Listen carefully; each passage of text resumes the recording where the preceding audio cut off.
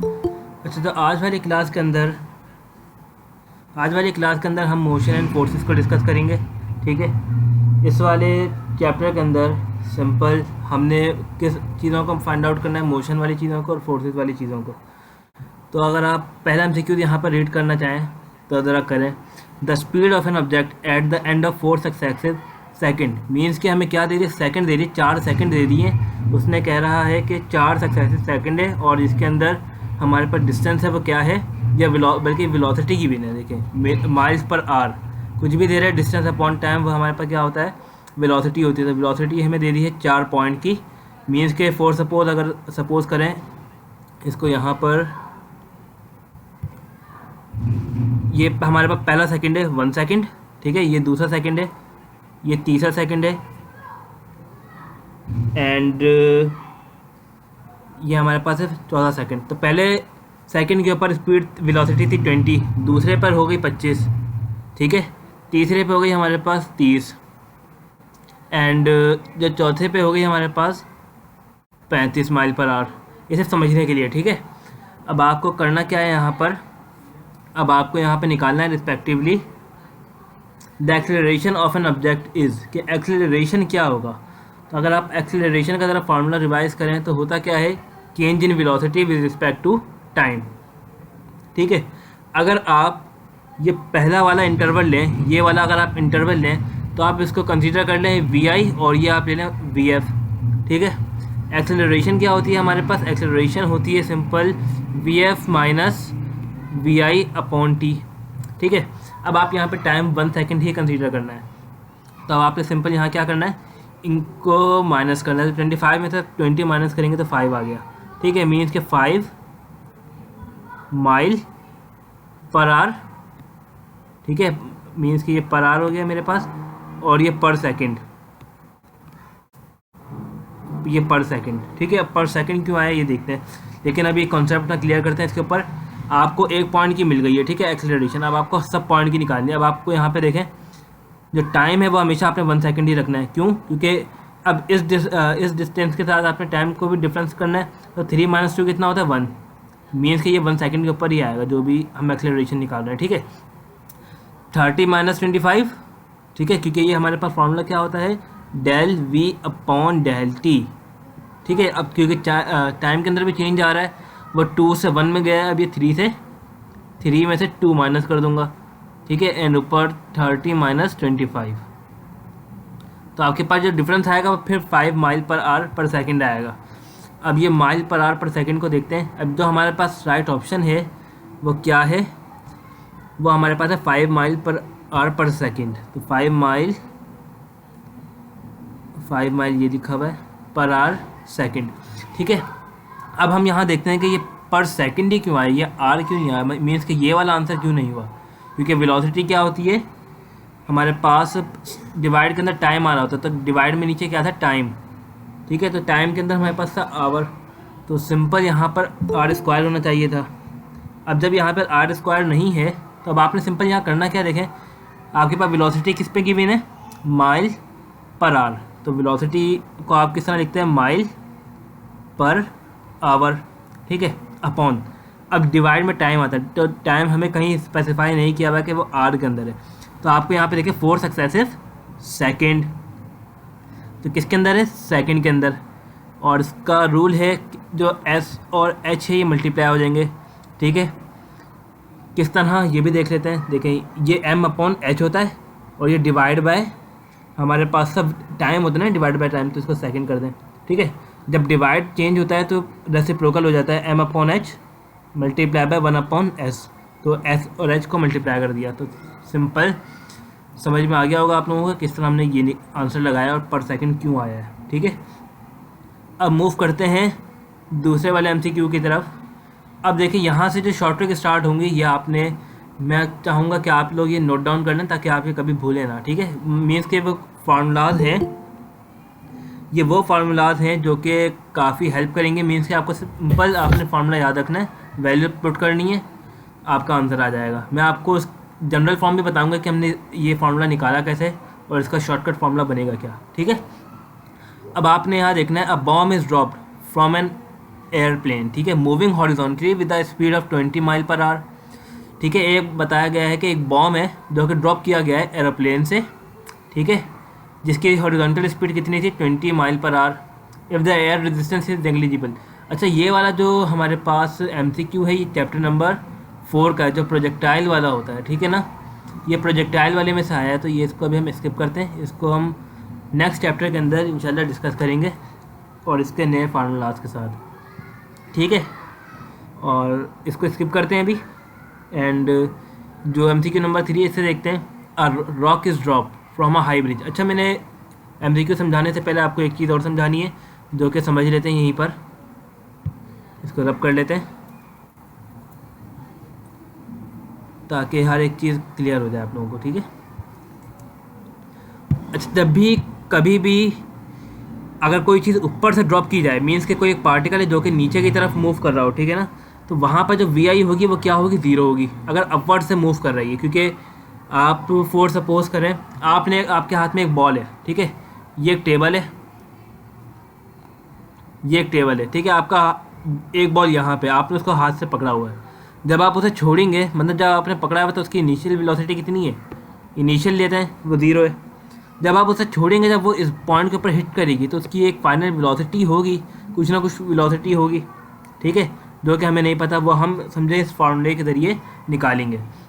अब बिल्कुल इसी तरह इसका वाइस वर्सा क्या है, अगर हम कोई एक चीज़, जैसे कि फॉर सपोज ये ग्राउंड है, ठीक है, अब जिस तरह कोई बंदा है जो कि अपने हाथों से बॉल को ऊपर की तरफ फेंक रहा है, तो उसने कोई एक वेलोसिटी दी है, जिसकी वजह से बॉल ऊपर की तरफ जा रही है, ठीक है ना, उसने कोई वेलोसिटी, उसके पास कुछ होगी। अब यहाँ पे एक वेलोसिटी होगी और जब बॉल ऊपर जाएगी तो बॉल, याद रखिएगा कि हमेशा जाते के साथ नीचे नहीं आएगी, बॉल जाएगी, उसकी वेलोसिटी कम होगी, इतनी कम हो जाएगी कि वो 0 हो जाएगी, ठीक है, मीन्स कि VF आपका क्या हो जाएगा, 0, कि बॉल आप हवा के अंदर कुछ सेकंड रुकेगी, क्या पता वो नैनो सेकंड रुके, ठीक है, नैनो सेकंड अगर वो रुक रही है, टाइम 0 हो रहा है, टाइम 0 कह रहा हूँ, मीन्स कि इस टाइम पे भी रुक रही है बॉल, तो मीन्स कि आपका VF क्या हो गया, 0 हो गया।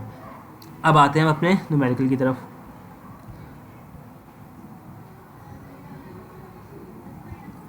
चले, अब देखें ये क्या लिखा हुआ है, अ रॉक इज़ ड्रॉप, ठीक है, एक रॉक है, पत्थर है, जिसे ड्रॉप किया गया है एक हाई ब्रिज से, ऊपर से फेंका गया है, at the end of 3 second, 3 second बाद of a free fall, the speed of a rock is in centimetre per second. आपको ऐसा यूनिट तो पता है कि किस में आती है, जब भी स्पीड निकालते हैं तो वो मीटर पर सेकेंड के अंदर आती है, ठीक है ना, वो आंसर किस में आता है, मीटर पर सेकेंड के अंदर, लेकिन इसको सेंटीमीटर में करना है। तो सबसे पहले जनरल फॉर्म देखते हैं, देन इसके बाद इसका फार्मूला भी जनरेट कर देते हैं कि वो किस तरह सॉल्व होगा, ठीक है। तो हमारे पास सिंपल क्या है, a rock is drop, means कि एक ऊपर से फेंका गया है, यहाँ से अगर पत्थर फेंका गया है तो उसकी इनिशियल वेलोसिटी क्या है, 0 है, VF क्या है ये निकालना है हमने, टाइम दे दिया, और आपको पता है जब भी कोई बॉडी ऊपर से नीचे मूव करती है तो G यहाँ पे क्या लिया जाता है, पॉजिटिव लिया जाता है। और आपको सजेस्ट ये करूँगा कि आप यहाँ पर 9.8 वैल्यू सजेस्ट ना करें, यहाँ पे आप क्या करें, 10 मीटर पर सेकेंड स्क्वायर, ठीक है, ताकि काम इजी हो जाएगा, 9.8 से थोड़ा सा मुश्किल हो जाएगा, ये पॉइंट में वैल्यू आएंगी, ठीक है। तो अब आपके पास ये आ गई हैं, तो सिंपल आप देखें यहाँ पे क्या एक अप्लाई कर सकते हैं। अब आपको यहाँ पर टाइम गिवन है, अगर आप यहाँ पर सिंपल ये वाला फॉर्मूला लगा दें, VF is equal to VI plus GT, ठीक है। अब देखें इनिशियल तो 0 है हमारे पास, G कितना है 10, और T कितना है हमारे पास, T हमारे पास है 3 आ गया मेरे पास, ठीक है। तो ये कितना बनेगा, 30 मीटर पर सेकेंड,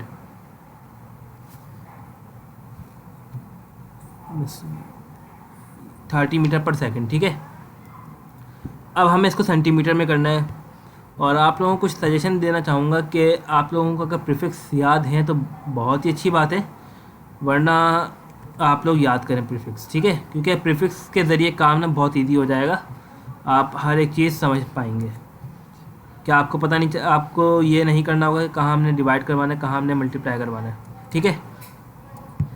चलें अब ज़रा देखते हैं जब ये मीटर पर सेकंड है हमारे पास, अब इसको हमने किस में करना है, सेंटीमीटर के अंदर।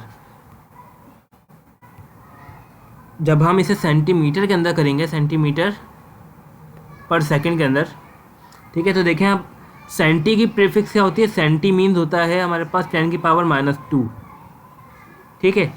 अब आपके पास एक चीज़ होती है, जैसे एक मैथ की इक्वेशन लेते हैं सिंपल, ये भी समझाने के लिए ताकि आपके ये कॉन्सेप्ट क्लियर हो जाए। जैसे कि 0 है, 0 इज इक्वल टू 0, ठीक है। अब आपको इस इक्वेशन को बराबर करना है। अगर आप यहाँ पर खुद से 2 ऐड करेंगे तो क्या ये इक्वेशन बराबर है, अगर आपने खुद से काम किया है? नहीं ना, क्योंकि बिकॉज आपने 2 खुद ऐड किया है। अगर मैं यहाँ पर -2 कर दूँ, यहाँ माइनस कर दूँ, यहाँ प्लस कर दूँ, तो देखिए 2 - 2 0 होता है, यस। तो मीन्स के मैथ की इक्वेशन बराबर हो गई है। तो आपने यहाँ पे क्या चीज़ देखी है कि अगर कुछ भी हम ऐड करेंगे, मीन्स के कोई भी वैल्यू हम ऐड करेंगे तो हमें इसको माइनस भी करवाना होगा, क्योंकि हमें इक्वेशन को बैलेंस करना है, ठीक है। अब इसकी यूनिट क्या होती है, सेंटी की 10 की पावर -2। अब आप सिंपल यहाँ देखें 30 मीटर पर सेकेंड है, ठीक है।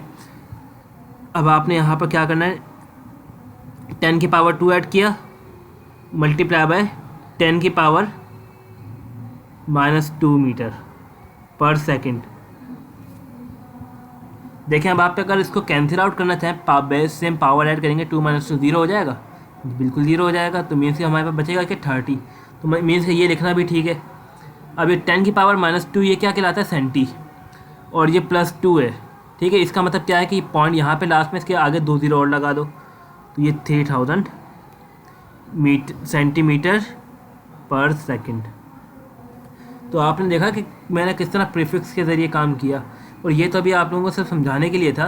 बट जब मैं आगे कुछ काम करूँगा नया, तो ये भी जो सेंटी अगर बोल देगा तो मैं सिंपल यहाँ पे 10 की पावर -2 की जगह क्या लिख दूँगा, सी लगाऊंगा और सीधा 10 की पावर 2 ऐड कर दूँगा। तो अब आप लोगों को इतना समझ आ जाना चाहिए कि हमने यहाँ पे +2 क्यों लगाया है और -2 यहाँ पर हमने क्यों लगाया है, ठीक है। तो अब जब अगर आप यहाँ पे इक्वेशन देखना चाहेंगे ना, जब भी अपवर्ड वाले की साइड की वैल्यू आएगी, मीन्स कि कोई भी चीज़ ऊपर से ड्रॉप की गई हो और उसके अंदर क्या मौजूद हो, उसके अंदर सिर्फ टाइम मौजूद हो, तो आपने सिंपल वहाँ पे कौन सा फॉर्मूला यूज़ करना है, ये इसको मैं हाईलाइट करके लिख रहा हूँ, तो आप इसको नोट डाउन कर लें। VF is equal to VI, sorry ये VI भी नहीं, सिंपल GT, ठीक है। अगर हमारे पास क्या होगा, टाइम गिवन होगा और कोई चीज़ ऊपर से फेंकी जा रही होगी, ठीक है, ड्रॉप की जा रही होगी, तो उसके लिए सिंपल ये फार्मूला है। तो बस आप लोग ये याद रखें ताकि काम सिंप्लीफाई होता रहे, ठीक है। तो अब आगे देखते हैं ज़रा क्या लिखा हुआ है। A hand ball is tossed, ठीक है, वर्टिकली अपवर्ड। कहाँ गया, वर्टिकली अपवर्ड की तरफ गया, मीन्स के नीचे से हमने कोई प्रेशर लगाया है, वेलोसिटी दी है विद अ वेलोसिटी, मीन्स कि आप देखें जो वेलोसिटी गिवन है ये क्या है, 19.6 मीटर पर सेकेंड, ठीक है। Approximately how high will it rise, कि ये कितना हाई जाएगा। अब आपने यहाँ पर सबसे पहले देखनी है कि जो डिस्टेंस की जो हमारे पास फार्मूलाज हैं वो कौन कौन से, 2 है हमारे पास फार्मूलाज है, सेकंड लॉ ऑफ मोशन और एक है हमारे पास थर्ड लॉ ऑफ मोशन। ये नोट डाउन कर लें, VF is equal to GT। अब मैं इसे रिमूव कर रहा हूँ, ठीक है, ताकि कोई दूसरी चीज़ें कम कर सकें हम। चलें अब ज़रा आगे की तरफ मूव करते हैं। तो अब आपने यहाँ पे देखा कि ये वेलोसिटी आ गई VI, approximately how high, means कि हमें निकालना क्या, H निकालना है, ठीक है। अब आपको मैंने एक पॉइंट बताया था शुरू में, अगर कोई चीज़ नीचे से फेंकेंगे तो जो उसकी वेलोसिटी होगी अपवर्ड जाने के बाद, तो वो फाइनल वेलोसिटी बनेगी उसकी एक, ठीक है। अच्छा, जो चीज़ मैं लिखवाता हूँ अगर आपको कुछ समझ ना आया करे तो आप वो बता सकते हैं, ठीक है, माइक ऑन करके या मैसेज पे बता दें। जी, कोई प्रॉब्लम है किसी को?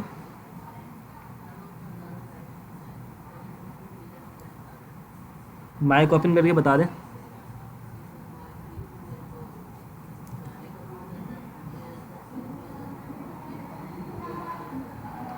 या मैसेज करके बता दें कोई प्रॉब्लम है जो हैंड रेस किया है।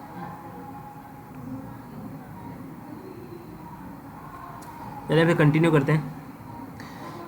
आपको जिस तरह पॉइंट बताया था मैंने कि अगर कोई चीज़ नीचे से अपवर्ड की तरफ जाएगी तो उसकी इनिशियल वेलोसिटी कुछ ना कुछ होगी। अगर फोर्स और ये चीज़ ऊपर जा रही होगी, ठीक है, तो VF क्या हो जाएगी 0। क्यों?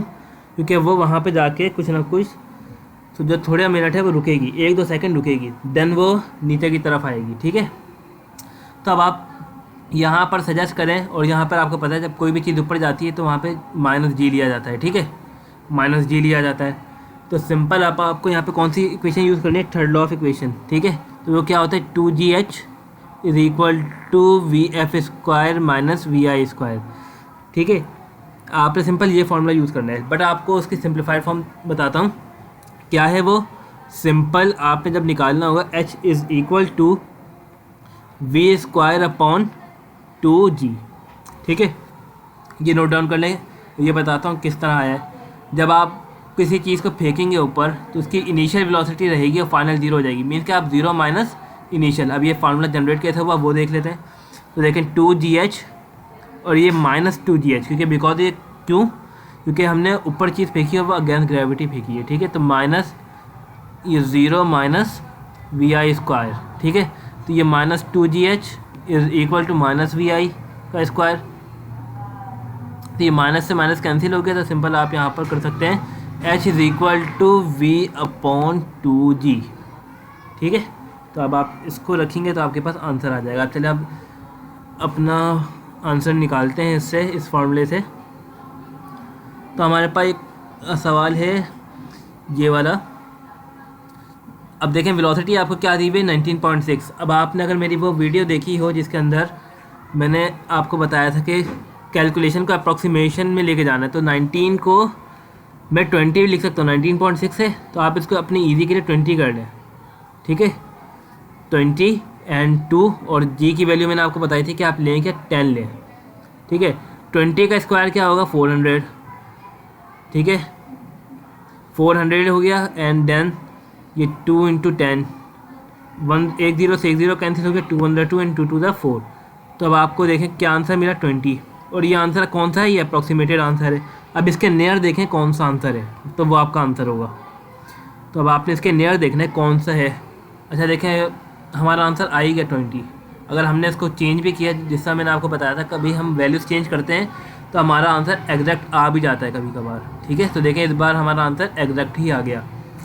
और अब हम चलते हैं क्वेश्चन नंबर 5 की तरफ। An object whose mass is 100 ग्राम।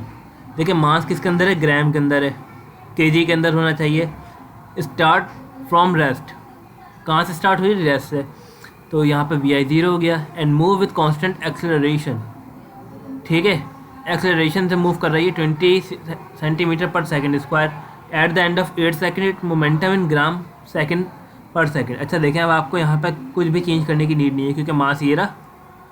ठीक है, एक्सेलरेशन ये रहा, एंड टाइम सेकंड के अंदर है, तो जिस तरह आप देख रहे हैं।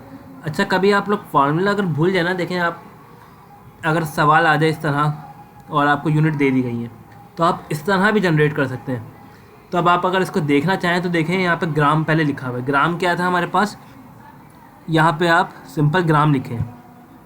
तरीका जो बताता हूँ आपको, मीन्स कि अगर आप फार्मूला कभी भूल जाए, फार्मूला भी बताऊँगा। ग्राम के बाद क्या लिखा हुआ है, सेंटीमीटर। ठीक है, अपॉन में क्या है, सेकंड। ठीक है, अब आप अपना डेटा नोट करें। आपके पास 100 ग्राम है तो आप सिंपल यहाँ पे 100 लिख दें। ठीक है, अब सेंटीमीटर, तो सेंटीमीटर मुझे यहाँ से मिलेगा, सेंटीमीटर पर सेकंड। पर मुझे यहाँ पे सेकंड स्क्वायर नहीं चाहिए था, मुझे क्या चाहिए था, मुझे सिर्फ सेकंड चाहिए था। तो मुझे जब डिवाइड, यहाँ पर जब स्क्वायर है, अगर मैं किसी चीज़ को मल्टीप्लाई और डिवाइड करवा दूँ तो क्या वो चीज़ ख़त्म हो जाएगी, मीन्स के सेकंड स्क्वायर ख़त्म हो जाएगा। तो आप इस तरह भी कर सकते हैं, मीन्स कि आपको सिंपल मल्टीप्लाई करवाना है एक चीज़ को। अब हम इसके फॉर्म को देखते हैं कि ये फार्मूला जनरेट कैसे होगा। मोमेंटम का फार्मूला सबको पता है, P = mv। ठीक है, मास इंटू वेलोसिटी। तो मास इंटू वेलोसिटी हमारे पास है, तो P = mv। ठीक है, और आपको एक्सेलरेशन गिवन है। ठीक है, अब एक्सेलरेशन को आपके पास क्या क्या है, आपके पास मास गिवन है, आपके पास एक्सेलरेशन गिवन है, और आपके पास टाइम गिवन है। ठीक है ना, ये दो चीज़ें भी गिवन है, बट आपको वेलोसिटी चाहिए। अब आप वेलोसिटी निकाल सकते हैं। ठीक है, वेलोसिटी निकालने का फॉर्मूला क्या होता है, क्या है, a is equal to v upon t. अगर आप सेपरेट करके निकालेंगे तो बहुत टाइम जाएगा, ठीक है। अब आप क्या करें, इस इक्वेशन को ही फॉर्म कर लें, तो v is equal to a t, ठीक है। तो अब आप v की जगह क्या लिख दें, ए टी। तो सिंपल इक्वेशन क्या बन जाएगी, m a t, p is equal to m a t. अब आप एक फार्मूला ये भी याद रखें, अगर आपको एक्सेलरेशन गिवन हो तो आपने ये वाला काम करना है। अब हम वैल्यूज़ देखते हैं और इनको सिंपल मल्टीप्लाई करेंगे, ठीक है। तो अब आप यहाँ पे देखें 100 है, तो यहाँ पर सिंपल 100 मल्टीप्लाई बाय एक्सेलरेशन 20 है एंड टाइम कितना है 8 सेकंड। अब आप इनको मल्टीप्लाई कर रहे हैं, देखें जीरोस को तो अभी आप हटा दें, जीरोस आप एंड में लगा दें, 8 टू ज़ा 16। अब ज़ीरो कितने, 3, 1 2 3। आपका आंसर ये है। तो आप अपना आंसर फाइंड करें कि आपके ऑप्शन में है। तो मुझे तो दिख गया है ये ऑप्शन नंबर सी, ठीक है। देखें मैंने इस तरह अपना आंसर लगा लिया। अब कुछ डेफिनेशन है अब जिसके अंदर थोड़ी चीज़ें स्पेसिफाई हुई हुई हैं और आपको कुछ चीज़ें हैं ऐसी हैं जो कि आपने देखनी है अच्छे से, ठीक है। अब आपने जैसे कि ये सवाल नंबर 6 देखें, the shorter distance between 2 point. जो भी शॉर्टेस्ट डिस्टेंस होता है ना वो आपका कहलाता है डिस्प्लेसमेंट, ठीक है। अब यहाँ पर कुछ टर्मिनोलॉजीज ऐसी हैं जो कि मैं चाहूँगा कि आपको क्लियर हो जाए, आप समझ सकें डिस्टेंस क्या होता है, डिस्प्लेसमेंट क्या होता है, ठीक है। इसको पहले रब कर लेते हैं।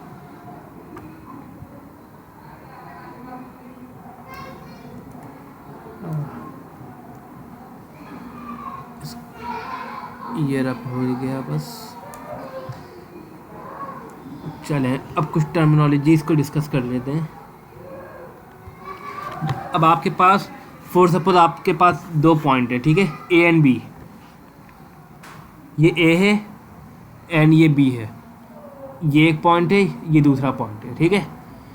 और फॉर सपोज कि आप जा रहे हैं इस तरह, कुछ मूव करते हुए जा रहे हैं, ठीक है। इस तरह आप जब जा रहे हैं तो ये आपके पास कहलाएगा डिस्टेंस।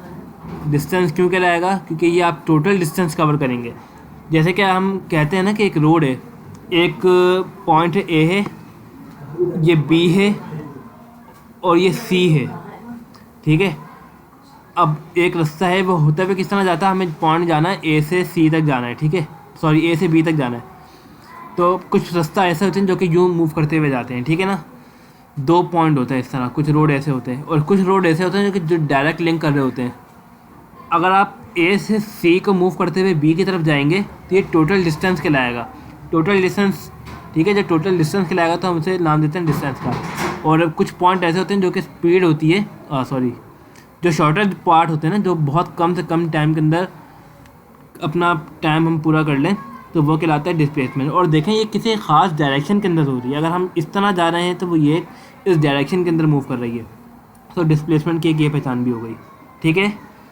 चलिए अब एक होता है हमारे पास एक्सेलरेशन।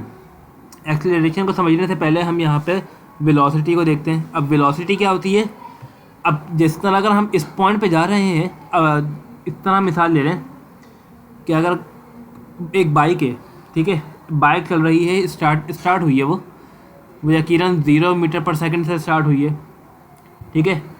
अब वो आगे आगे जाएगी, कुछ सेकंड के बाद उसकी स्पीड चेंज होगी, ठीक है। स्पीड अलग होती है और एक वेलोसिटी अलग होती है। तो हम जनरली जो डेली लाइफ में हम कहते हैं वो हम उसे स्पीड ही कहते हैं वो, लेकिन असल में होती क्या है, वेलोसिटी होती है। क्योंकि वेलोसिटी हर एक पॉइंट के ऊपर चेंज हो रही होगी, ठीक है, और उसका एक ख़ास डायरेक्शन होगी कि किस डायरेक्शन के ऊपर चेंज हो रही है, ठीक है। अब जब वेलोसिटी हमारे पास है वो भी एक किसी ख़ास डायरेक्शन के अंदर लगेगी। अब जिस तरह हम एक मिसाल ले लें, एक व्हील है, ठीक है, व्हील मूव करेगा, ठीक है, एक व्हील मूव करेगा, किसी ख़ास डायरेक्शन के अंदर मूव करेगा। अगर हम हैंडल अगर सीधा है तो व्हील क्या है, वो सीधे डायरेक्शन के अंदर जा रहा है। तो मीन्स कि एक हमने उसका जो पाथ है वो स्पेसिफाई कर दिया कि आपने जाना कहाँ है, सीधा जाना है। अगर हमने कहीं पर टर्न किया तो जो आपके पास जो पॉइंट होगा चेंज हो जाएगा और वेलोसिटी क्या हो जाएगी, चेंज हो जाएगी। और एक्सेलरेशन क्या होता है, एक्सेलरेशन किसकी वजह से होता है, एक्सेलरेशन हमेशा वेलोसिटी की वजह से होता है। तो ये जो आगे एमसीक्यूज़ हैं उसके अंदर आप लोगों को और क्लियर हो जाएगा। और कुछ ग्राफ्स ऐसे होंगे जो कि डिस्कस करनी है मैंने, और ग्राफ एनएडी के अंदर भी और ये एमडी कैट के अंदर भी बहुत पूछे जाते हैं। ठीक है, तो अब आपने यहाँ पे देखना है the rate of change of displacement, ये फार्मूला है डिस्प्लेसमेंट पर यूनिट टाइम। अच्छा, जब रेट की बात कर दें ना, तो रेट हमेशा होता है डिवाइड बाय टाइम, जो रेट का मतलब होता है टाइम। ठीक है, कोई भी चीज़ है आपने इसको डिवाइड करना है, डिस्प्लेसमेंट बोला है और रेट ऑफ चेंज बोल दिया, मीन्स के टाइम के लिहाज से चेंज बताओ तो वो क्या है, और ये डिस्प्लेसमेंट है। तो ये डिस्प्लेसमेंट आपको पता है वेलोसिटी होती है और डिस्टेंस अपॉन टाइम स्पीड होती है। तो जब डिस्प्लेसमेंट कह दिया तो यहाँ पे हम वेलोसिटी पे मार्क करेंगे। The distance travel by a body in 1 second, ये एक डिस्टेंस है, जैसे कि आपको बताया कि डिस्टेंस पर यूनिट टाइम क्या होता है, स्पीड होती है। ठीक है, the rate of change of velocity, ये जो फार्मूला आपको बताया था, एक a is equal to v upon t, a is equal to v upon t, velocity per unit time is called acceleration. ठीक है, and rate of decrease in velocity, देखिए rate फिर दोबारा बात कर दी, इसी जुमले को थोड़ा सा चेंज करके बताया गया कि rate of decrease in velocity, तो जब वेलोसिटी पर यूनिट टाइम क्या होता है, एक्सेलरेशन, बट क्या है, ये डिक्रीज हो रही है। तो आपने एक रिटार्डेशन का नाम सुना होगा और डी एक्सेलरेशन का नाम सुना होगा। ठीक है, इसकी जगह आप क्या लिख सकते हैं, डी एक्सेलरेशन। तो ये दोनों अगर हो जाए तो ये आप आंसर होगा इसका।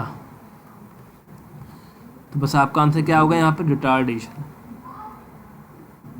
ठीक है, अब सब ये इजी एमसीक्यूज हैं। वेलोसिटी एंड एक्सेलरेशन आर, देखें आपको सबसे पहले सारे एमसीक्यू पढ़ने, क्योंकि किसी एक एमसीक्यू के अंदर ऐसा आंसर हो सकता है कि वो बहुत एन बी पे लग जाए। ठीक है, अच्छा आपको एक और चीज़ स्पेसिफाई यहाँ कर दूँ, ज़्यादातर जो आंसर होते हैं ना, वो जिस तरह का कोई एमसीक्यू के अंदर आ जाए, नन ऑफ दैम या ऑल ऑफ दैम या बोथ ऑफ दैम, तो हाईली चांस होते हैं कि वही आंसर है। ठीक है, हाईली चांस क्या होते हैं कि वही आंसर है, अगर बोथ का वर्ड कहीं दे दिया। तो अब देखते हैं ज़रा, velocity and acceleration both vector quantities, जी दोनों वेक्टर क्वांटिटीज़ हैं। ठीक है, ओनली वन वेक्टर क्वांटिटी नहीं, जी only velocity is a vector quantity, velocity तो है लेकिन यहाँ पर एक्सेलरेशन भी क्या है, वेक्टर क्वांटिटी। ठीक है, only acceleration is a vector quantity, ये है तो, लेकिन यहाँ पर सिंगल में नहीं है, यहाँ पर इसको वेलोसिटी भी क्या है, वेक्टर क्वांटिटी के अंदर है, बोथ आर स्केलर, तो ये है नहीं। तो सिंपल आपने यहाँ पे क्या लगाना है, वेक्टर क्वांटिटी। मीन्स कि आपको सबसे पहले अपने जो एमसीक्यूज़ हैं वो रीड आउट करने हैं। अगर आप रीड आउट नहीं करेंगे तो क्या पता आपका आंसर गलत ना हो, ताकि आपने पहले लगा दिए फिर आप एमसीक्यू बाद में पढ़े तो आपको लगे हाँ इसका आंसर बोथ में आना चाहिए, तो आपने ये गलतियाँ नहीं करनी है। ठीक है, अब अगला एमसीक्यू देखते हैं, if the value of instantaneous and average velocity are equal. अच्छा, अभी इंस्टेंटेनियस क्या होता है हमारे पास, जैसे कि फॉर सपोज एक कर्व ले लेते हैं, ये काफ़ी स्ट्रेट हो गया, इस तरह का एक कर्व ले लेते हैं, एक ये एवरेज वेलोसिटी का भी वो करेगा, इसको ज़रा इसका ग्राफ नुमा ही बना लेते हैं। ठीक है, तो इसमें क्या कहा हुआ है, are equal then the body is set to be. ठीक है, तो ज़रा पहले देख लेते हैं ये चीज़ें।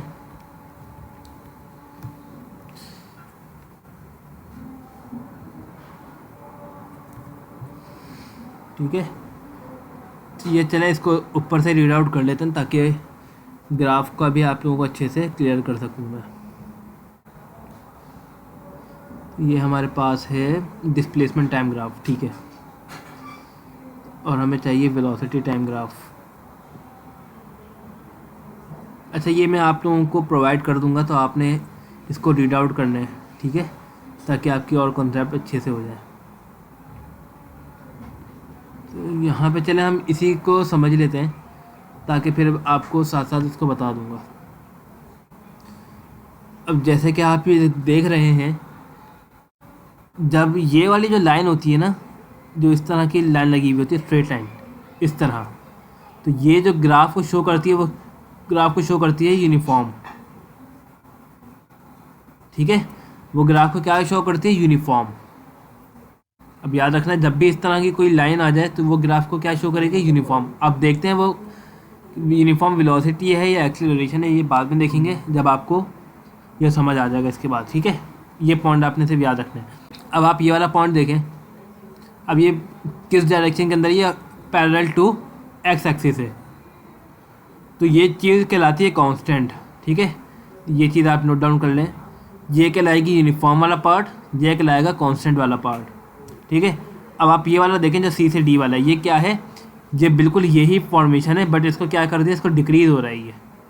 ठीक है, यूनिफॉर्म डिएक्सेलरेशन होगा या डी मीन्स के कुछ ना कुछ डिक्रीज़ हो रहा होगा, वेलोसिटी डिक्रीज़ होगी या फिर एक्सेलरेशन डिक्रीज़ होगा, अगर बिल्कुल इस तरह का कर्व बना हुआ है। ठीक है, एंड जो ये वाला जो कर्व रिप्रेजेंट कर रहा है, देखें ये वाला इस तरह का जो कर्व है, ये आपको वेरिएबल वेलोसिटी बताएगा।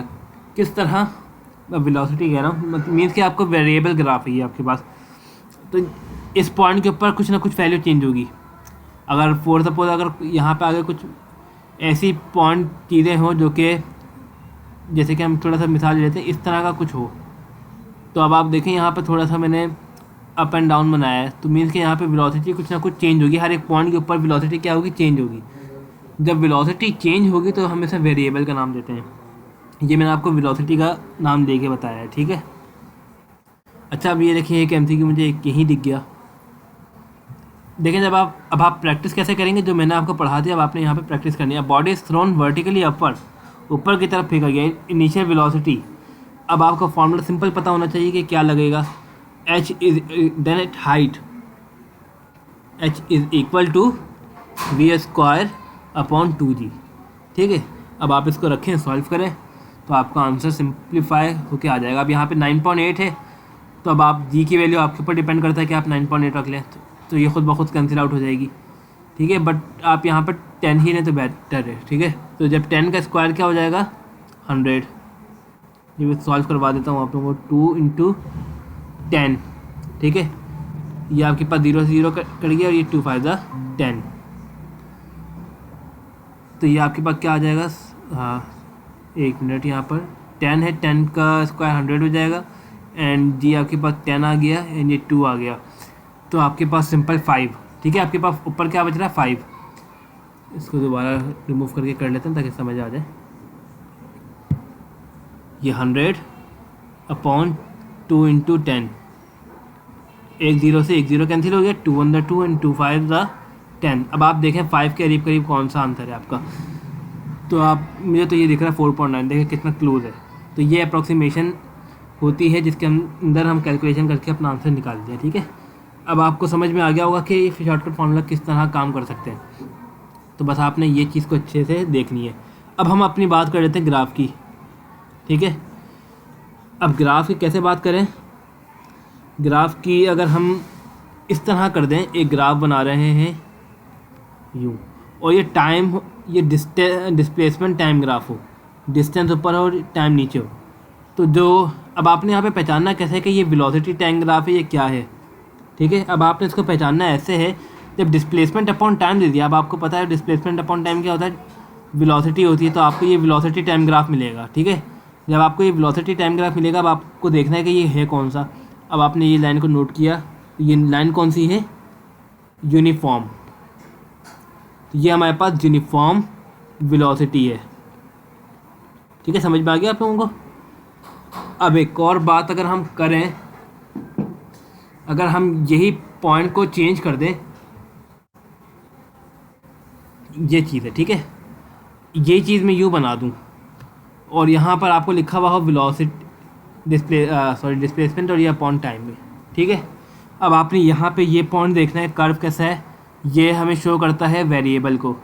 ठीक है, जब ये वेरिएबल को शो करेगा, तो अब आपने यहाँ पे देखा वेरिएबल तो है, ये क्या डिस्प्लेसमेंट अपॉन टाइम, डिस्प्लेसमेंट और टाइम है, तो ये वेलोसिटी टाइम ग्राफ है, और ये क्या होगा, हमारे पास वेरिएबल वेलोसिटी होगी। आई होप आप लोगों को अच्छे से समझ में आ रहा होगा कि हम वेरिएबल और ये किस तरह फाइंड आउट करते हैं। अगर प्रॉब्लम हो तो आप माइक ओपन करके बता सकते हैं। ठीक है, अब हम बात कर लेते हैं कांस्टेंट की। जब कांस्टेंट भी आप समझना ये है, अगर कांस्टेंट हुआ तो आपके पास सिंपल एक लाइन यूँ होगी, तो ये कांस्टेंट को रिप्रेजेंट करेगा। ठीक है, अब हम बात करते हैं इंस्टेंटेनियस की। अब ये होता क्या है, अब ये हमारे पास एक इंटरवल है, फॉर सपोज मैंने इस इंटरवल को कट किया मैंने इसको कट इस तरह करना है कि जो ये लाइंस हैं वो क्या हो जाए, परपेंडिकुलर हो जाए। इतनी छोटा मुझे इसको कट करना है।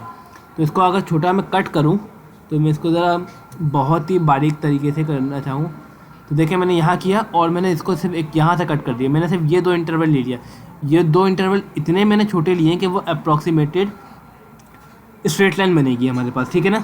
अगर मैं हर एक पॉइंट को इस तरह तोड़ दूँ कि वो स्ट्रेट लाइन बन जाए तो आपके पास सिंपल वो क्या बन जाएगा, यूनिफॉर्म की तरफ चले जाएगा, ठीक है। अगर मैंने हर एक पॉइंट को ब्रेक कर दिया, किस तरह ब्रेक करना है कि वो एक स्ट्रेट लाइन बन जाए, हर एक पॉइंट स्ट्रेट लाइन बन जाए, और जब मैं उनको जोड़ूं तो ये क्या बन जाएगा, एक यूनिफॉर्म वेलोसिटी की तरह ये मुझे देगा, क्योंकि अगर डिस्प्लेसमेंट टाइम ग्राफ है, ठीक है। चलिए क्लियर हो गया होगा। अच्छा अभी यहाँ पर हम वेलोसिटी वाला भी देख लेते हैं। अगर आपको यहाँ पर गिवन हो वेलोसिटी, ठीक है, बस आप ये काफ़ी मुश्किलात होती है कि यहाँ पे एक्सेलरेशन है कब आएगा, वेलोसिटी कब आएगा, ठीक है। अगर आपको देखें यहाँ पे वेलोसिटी दिख जाए, वेलोसिटी, और इसको आप समझे वेलोसिटी अपॉन टाइम, आपको क्या मिलता है, एक्सेलरेशन।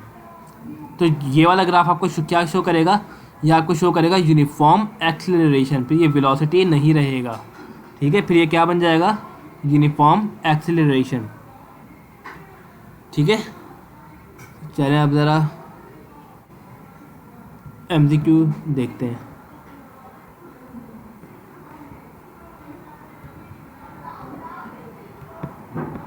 तो अपना MCQ था, ये MCQ है। तो देखें क्या कहा हुआ है, if the value of instantaneous and average velocity are equal. अगर हम एवरेज वेलोसिटी को इतने ब्रेक कर दें, इतना छोटे पार्ट पे ब्रेक कर दें कि वो इंस्टेंटेनियस बन जाए, अगर वो इक्वल है तो बॉडी क्या कहलाएगी, इफ़ द, देखें ये वेलोसिटी कहा गया है, एवरेज वेलोसिटी। तो देखें जब हम किसी भी ग्राफ की बात करते हैं तो वो क्या कहला रहा होता है, वो फिर कहाँ चले जाएगा, एक्सेलरेशन के फॉर्म के अंदर चले जाएगा। समझ में आ गया आप लोगों को कि अगर वेलोसिटी कह दी है यहाँ पर, तो जब भी हम ग्राफ की बात करेंगे तो ग्राफ के अंदर हमें एक्सेलरेशन मिलेगा। अब अगला देखते हैं, if a body is moving with constant velocity, एक बॉडी है वो कांस्टेंट वेलोसिटी से मूव कर रही है, तो जो आपके पास एक्सेलरेशन होगी वो ज़ीरो होगी। आपने एक बात याद रखनी है, अगर देखें वेलोसिटी है ना, आपको किस तरह इस ग्राफ के ज़रिए भी बता देता हूँ। कांस्टेंट मीन्स के इस तरह मूव कर रही है, और ये वेलोसिटी होती है और ये टाइम होता है, ठीक है। टाइम तो कभी ज़ीरो नहीं होता।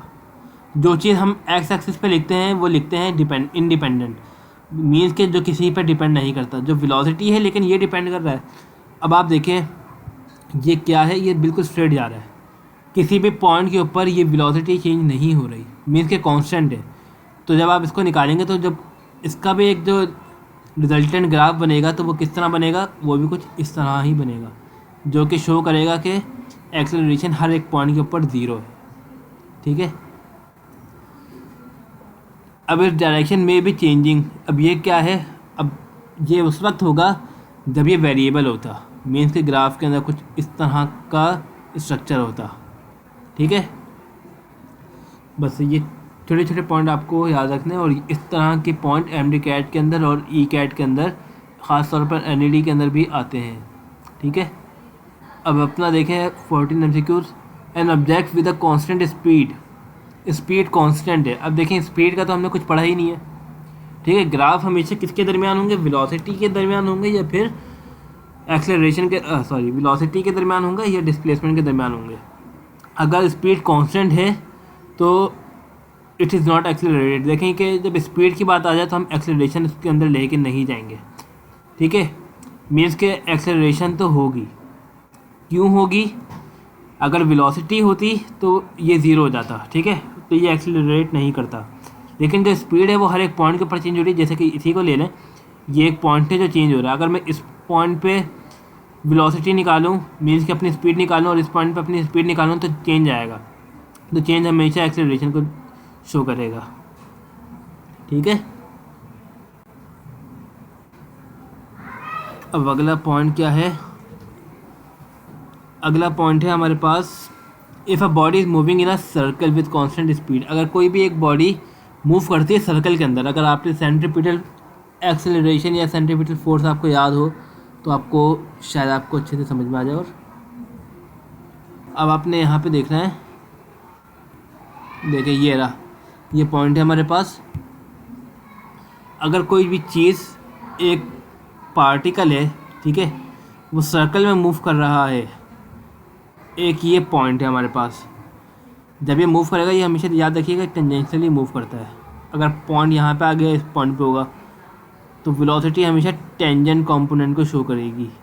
जहाँ पे भी पॉइंट होगा उसकी टेंजेंट, आप वहाँ पे इसकी स्ट्रेट लाइन ड्रॉ कर दें तो ये आपको वेलोसिटी की डायरेक्शन बता देगा, ठीक है।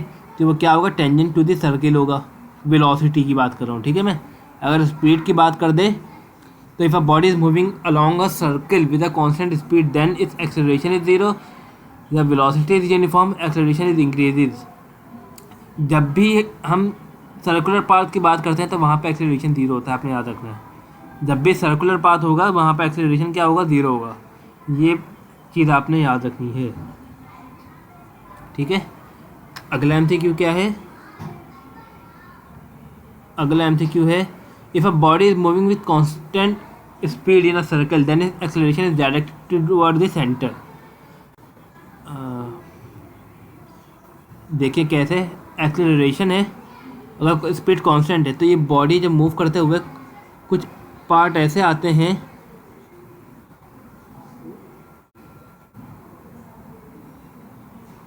हमारे पास कुछ पार्ट ऐसे आते हैं जो कि क्या हो जाते हैं, वो डायरेक्टेड कहाँ हो रहे होते हैं, सेंटर की तरफ हो रहे होते हैं। मीन्स कि जिस तरह अगर आपने न्यूक्लियस की बात की होगी फिजिक्स के अंदर, केमिस्ट्री के अंदर, कि जो पार्टिकल हैं वो सेंटर ऑफ जो न्यूक्लियस है उसकी तरफ घूम रहे होते हैं। तो जो एक्सेलरेशन है वो कहाँ मूव कर रहा है, इसके गिर्द घूम रहा है, ठीक है।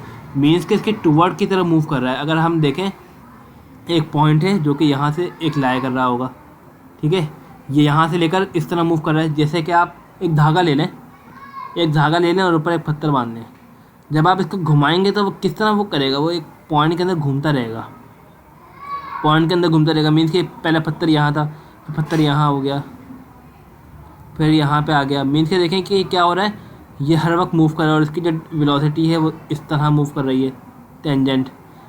तो जो आपको इसका आंसर मार्क करना है वो क्या करना है, must be simple toward the centre, ठीक है। टुवर्ड द सेंटर आपने इसको मार्क करना है। जब इसको यहाँ पर रब करें, इसको यहाँ,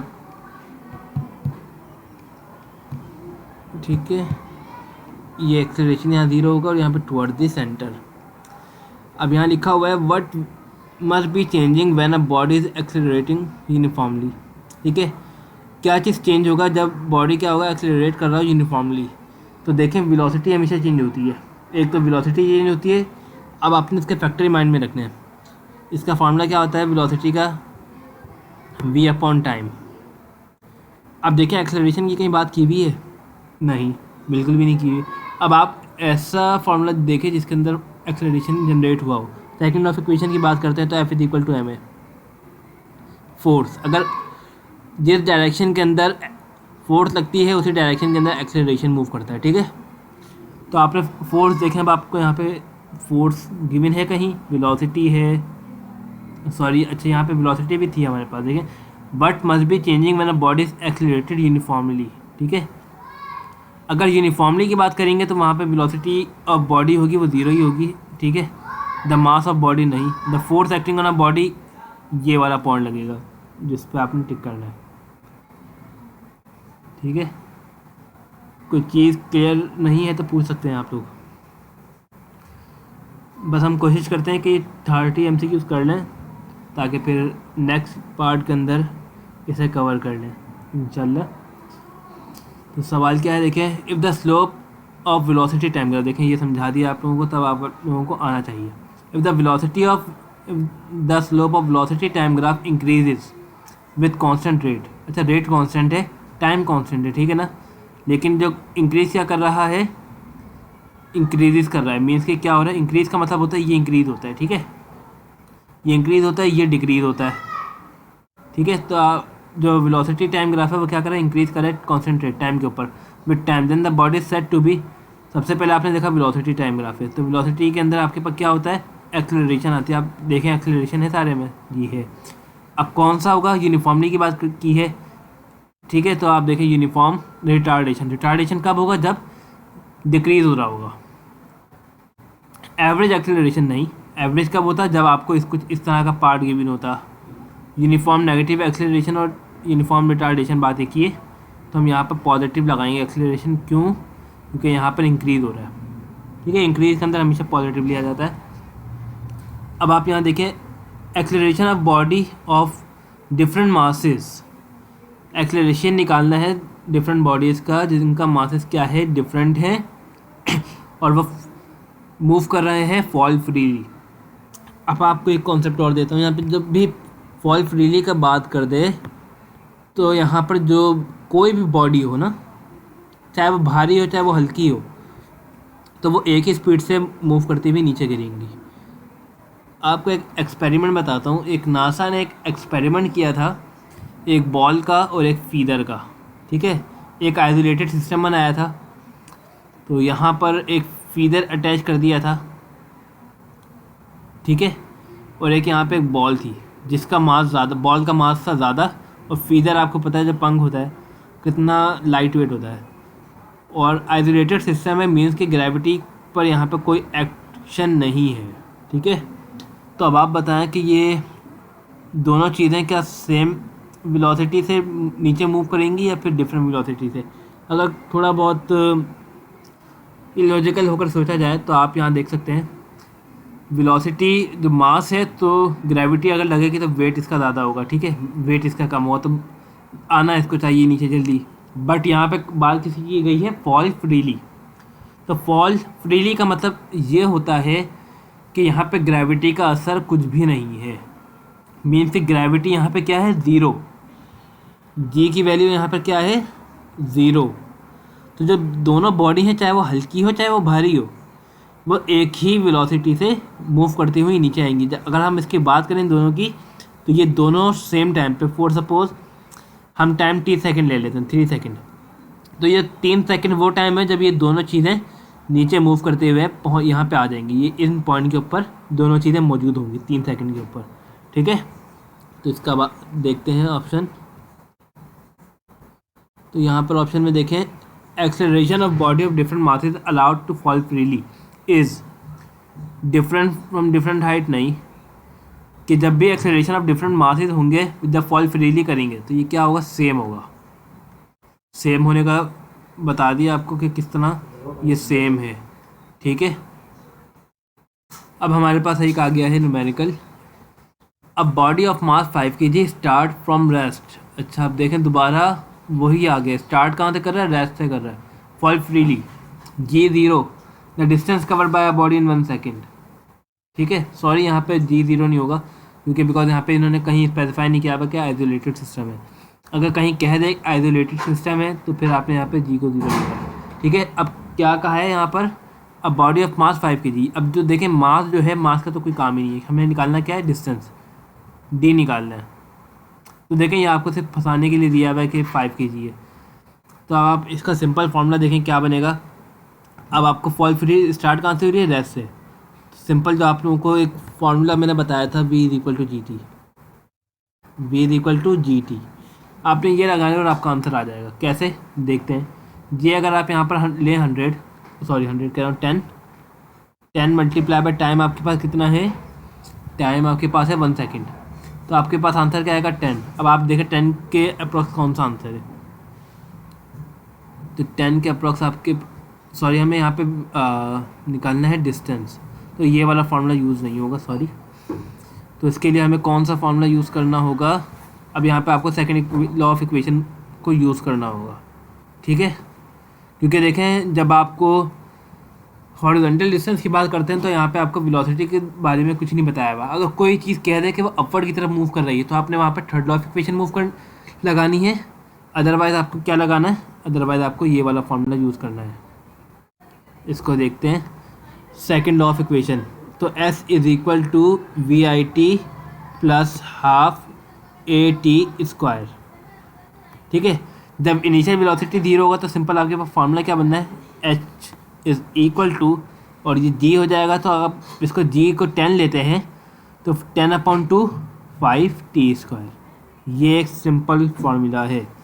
ठीक है, इसको रखते हुए आप जो भी आपके पास कुछ भी होगा आप इससे निकाल सकते हैं। ठीक है, हाइट आप इससे निकाल सकते हैं, आप इससे टाइम निकाल सकते हैं। ये सेकंड लॉ ऑफ इक्वेशन की सिंप्लीफाइड फॉर्म है। तो अब जरा मार्किंग कर लेते हैं।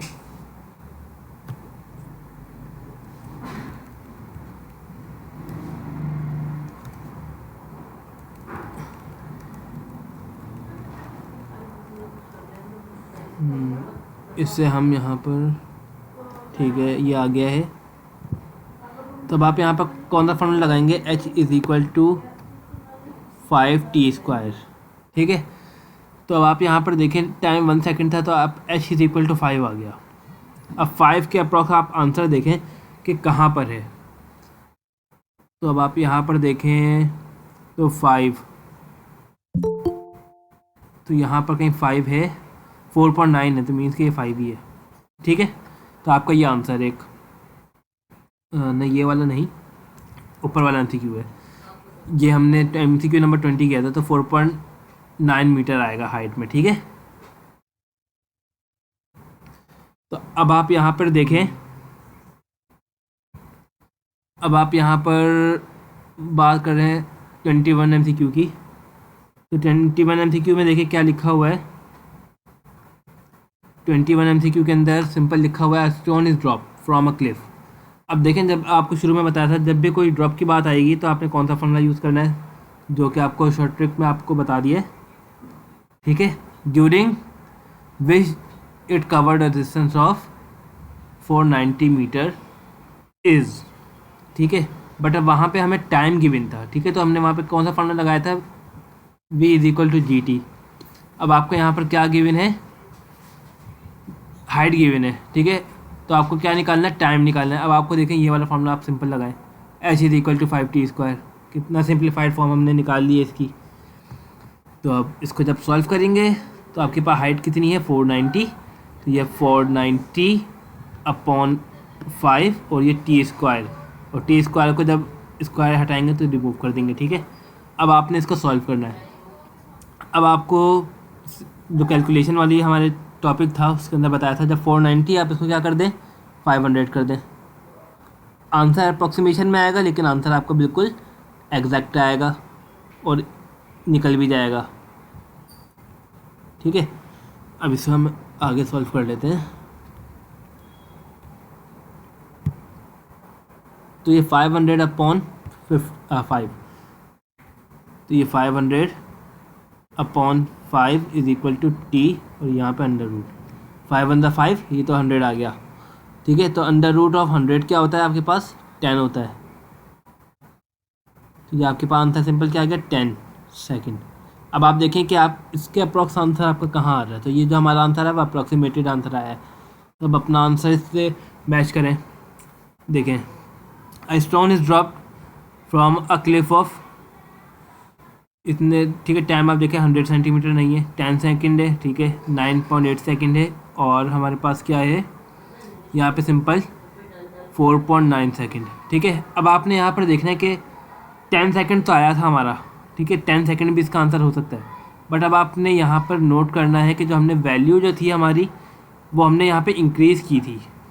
ठीक है, आपको याद होगा हमने यहाँ पे क्या की थी, वैल्यू इंक्रीज़ की थी। जब इंक्रीज़ करेंगे तो अब आप इससे 10 से करीब करीब आंसर देखें आपके पास क्या है, तो 9.8। तो आपने यहाँ पे सिंपल 9.8 लगा देना है, 10 नहीं लगाना। 10 क्यों नहीं लगाया मैंने, क्योंकि डिनोमिनेटर के अंदर मैंने कुछ भी चेंजेस नहीं की थी। अगर मैं डिनोमिनेटर में भी कुछ चेंज करता तो मेरा आंसर शायद 10 ठीक आता। ठीक है, बट मैंने डिनोमिनेटर में चेंजेस नहीं किए, मैंने ऊपर वाले टर्मिनोलॉजीज़ के अंदर चेंज किए। अगर मैं ऊपर की चीज़ बढ़ाऊँगा तो टाइम बढ़ता है। ठीक है, मीन्स कि अगर मैंने जैसे 500 कर दिया तो टाइम भी क्या बढ़ जाएगा। तो जब भी मेरा आंसर क्या था, 10 आया था, और क्योंकि मैंने कुछ नीचे चेंजेस नहीं किए तो इसलिए सिंपल मेरा आंसर 9.8 है। ठीक है, आपने जो भी आपने आंसर ये हमने निकाल रहे हैं, ये अप्रॉक्सीमेटेड आंसर निकाला है, तो आपने इसके करीब करीब देखना है। तो ये 9.8 पे मैंने मार्क कर दिया।